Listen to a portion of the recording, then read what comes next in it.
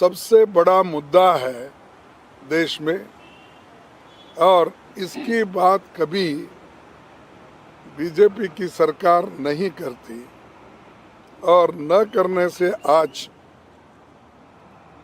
वो हमेशा 10 साल की तुलना करने का सोचते हैं। और मुझे कभी कभी ऐसा हंसी आती है कि उन्होंने परसों पब्लिक सेक्टर्स की बात करके उन्होंने बताया, लेकिन ऐसा नहीं कौन सा बताया कि जो पंडित जवाहरलाल नेहरू जी के ज़माने में HAL, HMT, BEL, BHEL ऐसे चीज़ें कोई है उन्होंने कभी बताया नहीं। वो कौन से हैं उनके ज़माने में पब्लिक सेक्टर्स, कितने लोगों को एम्प्लॉयमेंट मिला, कितने लोगों को अच्छी नौकरी मिली, ये उन्होंने कभी नहीं बताया।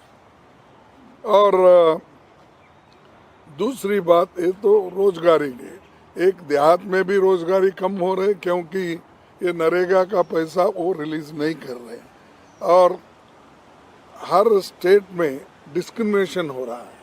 जैसा कि कर्नाटक है, आंध्रा है, जहाँ भी बोलिए, या तेलंगाना है, केरला और कर्नाटक, सभी ऐसे जो यहाँ पर जो non Congress, non BJP states जो है उनको निगलेक्ट किया जा रहा है। कहीं के भी वहाँ पर उनकी सरकार नहीं है, वहाँ पर उन्होंने कुछ पैसा छोड़ते नहीं, देते नहीं, और बाद में ये कहते हैं कि हमने तो रिलीज किया है, वो खर्च नहीं हुआ। ऐसा नहीं होता।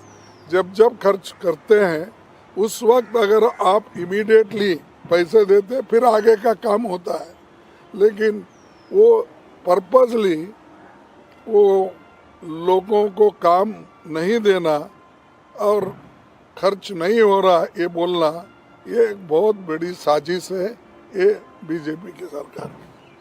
तो ये इनडायरेक्टली हरासमेंट, प्रेशराइज करके आप इलेक्शन में पैसा ले रहे हैं, और ये पैसा डेमोक्रेसी को खत्म करने के लिए यूज कर रहे हैं। 411 MLAs को 10 साल में उन्होंने अपने तरफ लिया।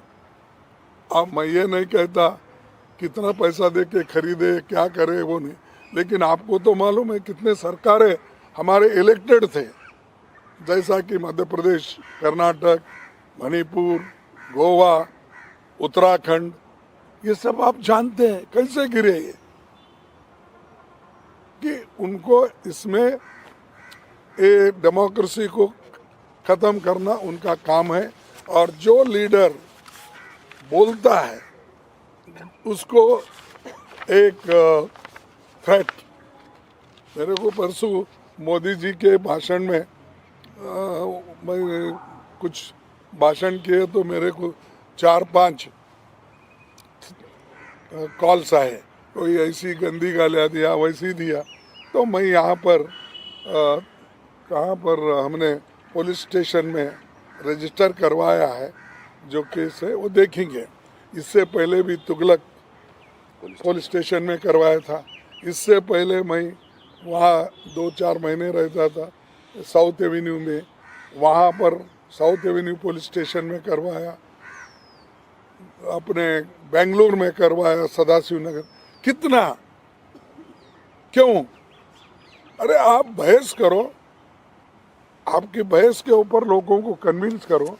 ऐसा लोगों को लगा के, डरा के हमको कमज़ोर करना चाहते हैं, तो हम कमज़ोर कांग्रेस वाले भी होने वाले नहीं, मैं भी होने वाला नहीं।